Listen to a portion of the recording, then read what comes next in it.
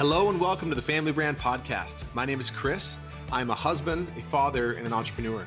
My name's Melissa, and I am a wife, mother, former nurse turned real estate investor. And we believe the greatest gift you can give your child is a last name that stands for something. Your last name is your family's brand. If you are a parent who wants to raise your child to know who they are, love who they are, and believe in who they are, this show is for you. We promise to bring you real and authentic conversations with parents and experts who are committed to making their family their life's most important work. This show will help you take a stand for your family and to raise your children by design, not default. Hello, everyone. It's been a really fun day. Tripp's birthday today. We're getting to spend the day with him at home. Our 9-year-old Tripp turned 9. Yeah, and he's just such a fun guy. It's always so bittersweet, though, because you get all those memories that pop up on your phone about, you know, when they turn 3 and 4. And I know. I just showed Melissa a picture. I was like, this is so sad and happy and awesome at the same time. It was when Tripp was littler than he is now. And speaking of Tripp and children, that's what we wanted to talk about today, is the power of helping your children create an identity that's really profound for them. And I don't know, Melissa and I were driving somewhere recently. We were talking about some of the challenges facing the world today, especially some of the challenges facing children and kids, and just how overwhelming it must be to live in the world today. And I was sharing with Melissa, I grew up in a tiny town, like, I don't know, less than 40 people, I think, in my graduating class, tiny. And the only people I had to compare myself to were my friends. I mean, no social media, no internet. And just with only comparing myself to the kids in my tiny town, I felt inadequate a lot of the times. There was plenty of times where I felt like I wasn't enough, like I didn't matter, I didn't belong, I wasn't worthy. So I was like, imagine how much stronger that has to be for kids today when they literally have the ability to compare themselves with the world. And, you know, we've talked about this a lot on the podcast. The rates of mental health, challenges with children are dramatically on the rise. Attempted suicide, drug use, like there's a lot of really alarming things.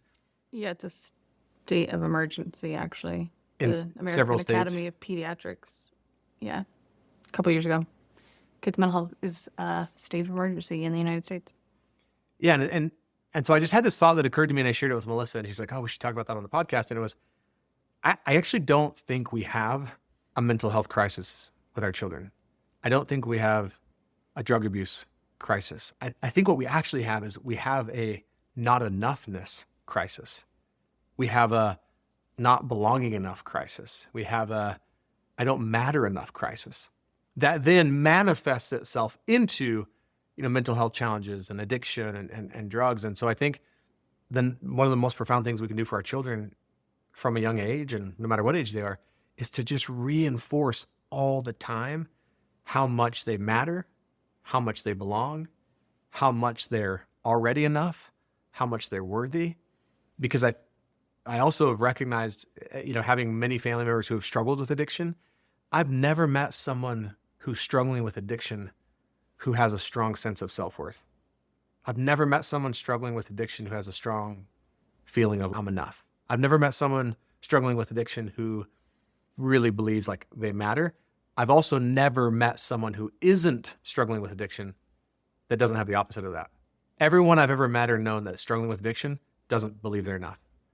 Everyone I've ever met struggling with mental health or addiction doesn't believe they're worthy, doesn't believe they belong. And we wanted to talk about that.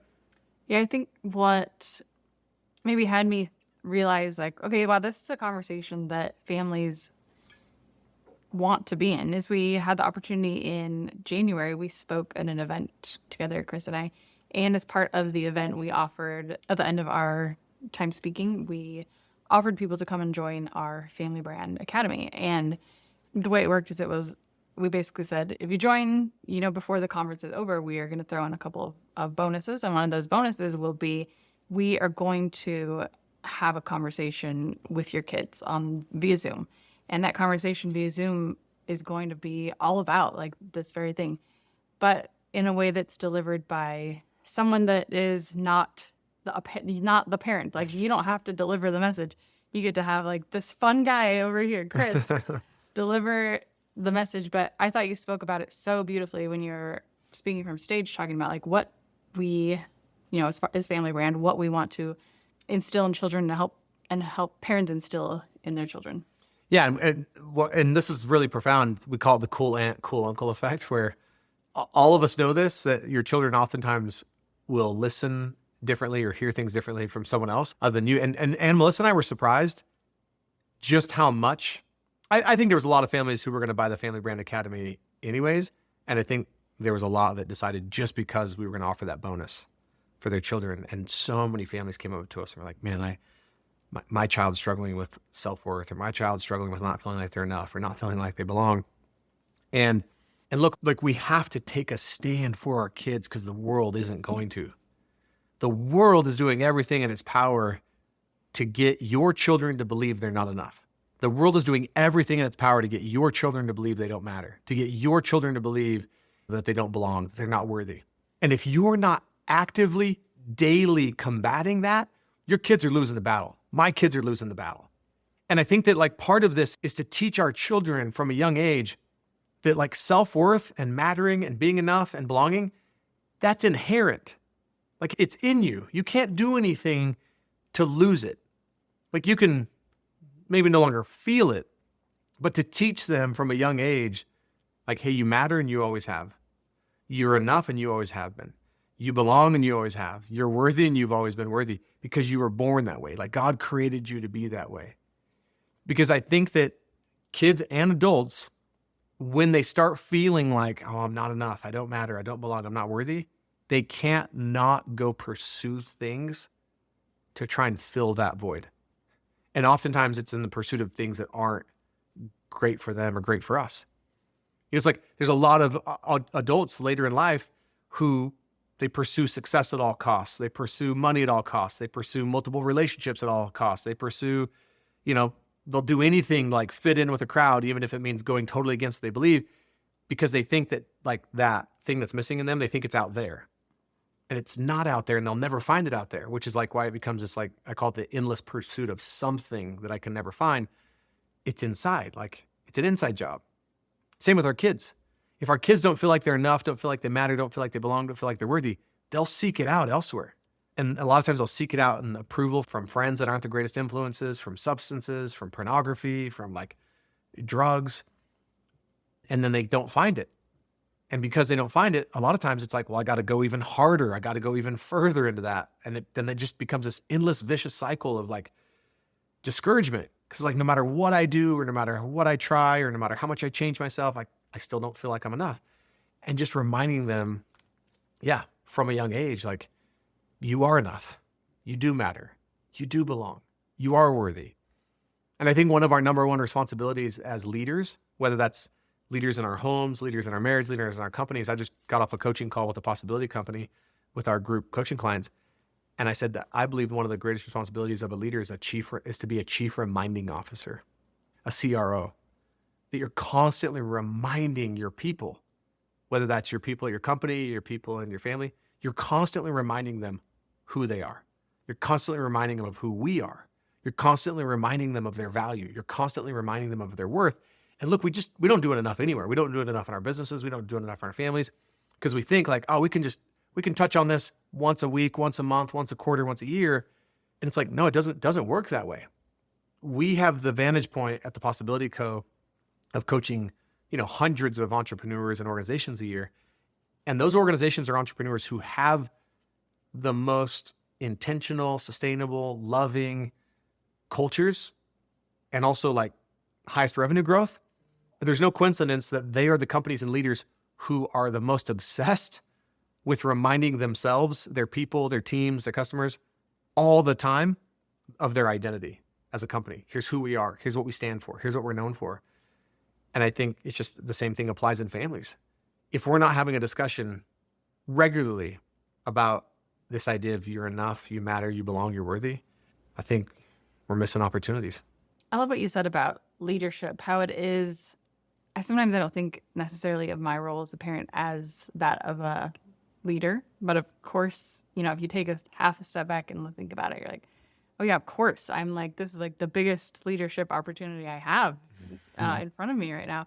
And I do think that, yeah, we do get to share this with our kids, and we do get to lead them in a way that helps them find their identity.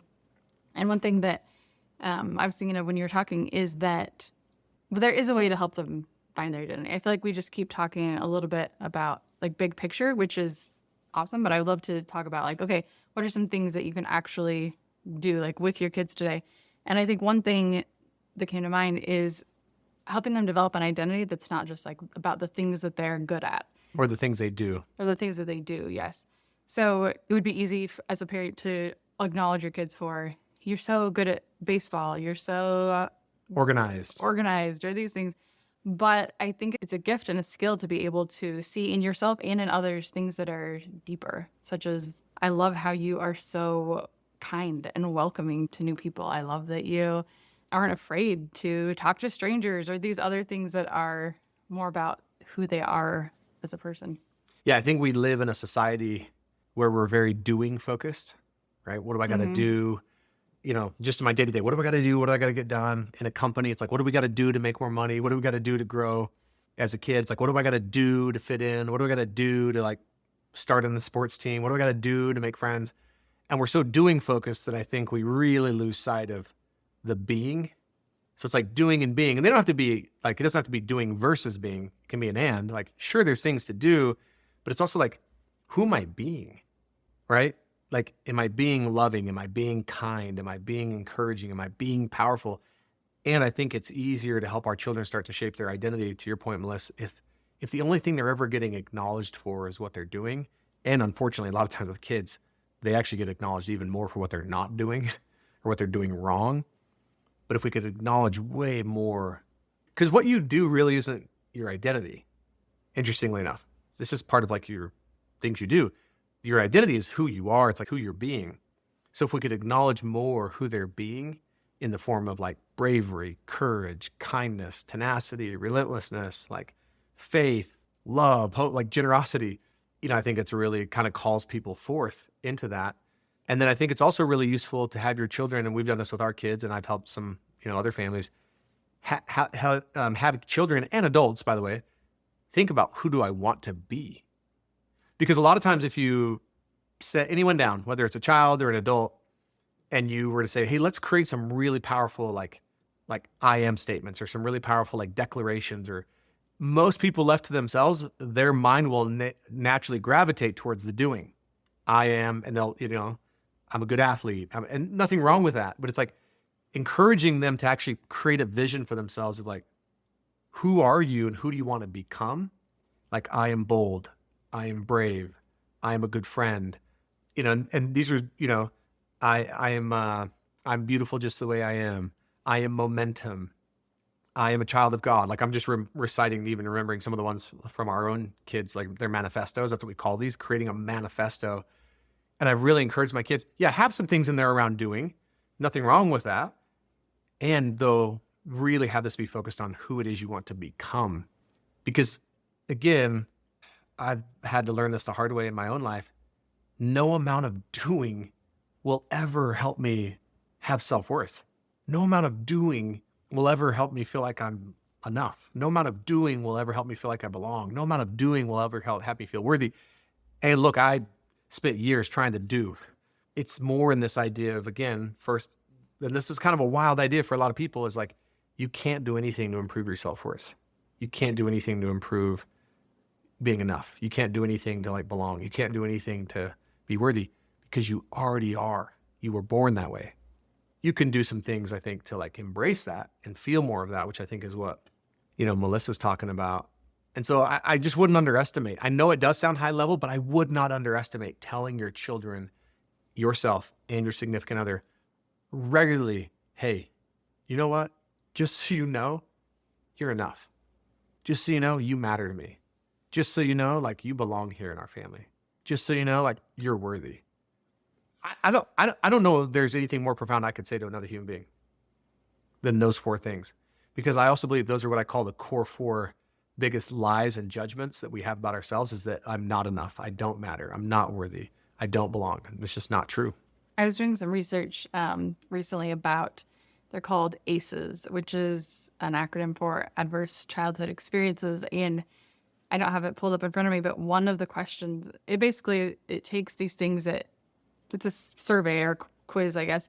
And through this quiz, you identify things that maybe happened to you as you're growing up. And they were, I think this was first done in the state of California. From the answers, they can predict pretty accurately, like what challenges this child, or, if it's an adult looking back, like that they will have higher incidence of mental health challenges, or I can't even remember all the things. Addiction, yeah. But if they answer yes to these adverse childhood experiences, that there's a greater likelihood that they'll experience that later on. And one of the questions was that basically in your life as you were growing up, did you have someone in your life that you like felt important to, like that you mattered? And I thought that was really interesting. Like, do my kids, do they feel that for me? As I was reading it, I'm like, oh, this is so good to think about. Do my kids feel that for me? Like that they're the most important person in the world to me, and that they're special. And I think that's kind of what you're saying. It's like, we may be thinking it, but are we actually verbalizing it? And are we actually living in a way that has our kids really feel that and know that? Yeah, it's powerful. I think it would be really powerful to reinforce again to everyone in your family on a regular basis, 2 different versions of each. One is like, hey, you're enough. And it's like, and you're enough to me. Hey, you belong, and you belong here. Hey, you're worthy, and you're worthy to me. And you matter, and you matter, to me. And look, I think it's the thing. Like, can you imagine if just ponder this for a second. If every adult and every child on the planet once a day said to themselves, not from a place of like perfection, not from a place of even I believe it completely, but I'm trying to even, but can you imagine what would be possible in the world if every adult, every child, every human being said at least once a day, I'm enough, I matter, I'm worthy, and I belong. And then did everything we could to like really believe that, be that, and like do the things that type of person would do. I mean, like, yeah, the world would be filled with a lot more love and possibility and freedom. Like, again, most of the suffering we see in the world today, most of the challenge facing families is a direct result of people not believing they're enough, not believing they matter, not believing that they belong, not believing they're worthy. Like, that's everything we see out there is symptoms of that. And yeah, to your point, Melissa, like, look, if raising children and being a family isn't leadership, then nothing is. This is the most important leadership, we will ever participate in. And it's the most, if there was one area you want to really show up as a bold, committed leader, and yeah, you're going to make mistakes, and yeah, you're not going to get it right. But like, if you want to show up as a bold, committed leader in a place that has the greatest impact in the world, generationally, it's not in your company. It's not in your business you own. It's not in your church. It's not in your community. It's in your family. Like, it's in your home. And yeah, those things matter, but they pale in comparison to the impact of your leadership generationally to what you do in your family, what you do in your home. Mic drop. That's beautiful. Really beautiful. Okay, the last thing I feel like I want to do here is because it's Tripp's birthday, like we said, and Tripp actually has a beautiful manifesto. Do you think it'd be cool if we... Yeah, he would totally, he'd love to share it. Should we bring him down and have him share it?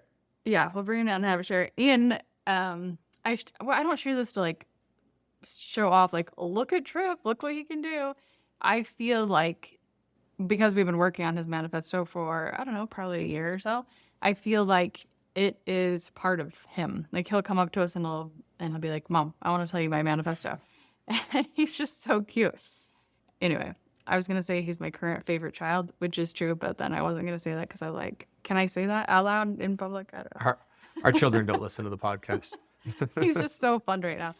And the last thing before I bring him on is I was like, I know that this, like, Tripp having this manifesto isn't going to be the thing that is like, oh, he's inoculated from any future challenges or any future, questioning of who he is. But I 100% believe that the work that he's doing now to have this identity and to just have this power of who he is, it will make an impact later on in his life. Yeah, it'll be something that when he finds himself in those moments where he's like starting to believe, because this is going to happen to all of us. it's not a question of like, will I ever not, will I ever feel like I don't belong or I don't matter and I'm not enough and I'm not worth. Yeah, you'll feel that. The question is like, what do I have to draw upon to remind myself like, wait, that's not true. Let me go back to like what is true. And what is true is like what I say I am. That's what's true, And so, yeah, I think it'd be awesome. Let's have Tripp share his. Okay, we have the world famous 9-year-old Tripp Smith here today. Mom probably shared with you, but would you be willing to recite your manifesto for the podcast? Yes. We were just talking about kids and having a manifesto, and I was thinking, it's Tripp's birthday. We should get Tripp down here in the basement to share his manifesto. We were talking about what a powerful man you are. Okay. I'm a child of God. I'm a kind brother. I'm that I love being with people. I'm that I speak kind words. I treat people the way I want to be treated. I'm an athlete. I belong. I make a difference. I make my own choices in life. I accept others. This is who I am, and my parents name me Tripp. That's amazing. That is who you are. Tripp, do you feel like that is who you are? Yes. Do you feel like your manifesto makes a difference for you? Yes. Hey, I want you to know, dude, you are that. You are all those things, and you matter. You're enough. You're worthy. You belong. And we're excited to go to the trampoline park. Love you. Can you tell everyone, you can end our podcast for this week, say, thanks for listening to the Family Brand Podcast. Have a beautiful week. Thanks for listening to the Family Brand Podcast. Listen next week. Thank you so much for listening to the Family Brand Podcast. To say thank you, we have something really awesome we'd love to share with you. We often hear from families who will tell us that they just feel so overwhelmed because of the demands that are placed on them. They feel like they're constantly being pulled in so many different directions and spread thin, and they're spending time as a family, but they don't feel like it's quality time. They're not really connected, and they want to be more intentional. And we can certainly relate because we felt like that at one point in our family. And so we created a guide that allowed us to really be more confident around how we spend time as a family and what we say yes to and what we say no to. And it's just brought so much more peace into our home. It's made our lives so much more simple, and we want to share it with you. So if you go to familybrand.com/free, you can download the How to Take Back Your Family's Time guide, and I can promise you it'll give you more confidence and more peace in your life and in your family. One last thing, we feel so inspired when we hear from families that we are making a difference for them. We would love it if you would leave us a 5-star rating and a review on the podcast so we can reach even more amazing families. We truly believe that the way we change the world is one family at a time.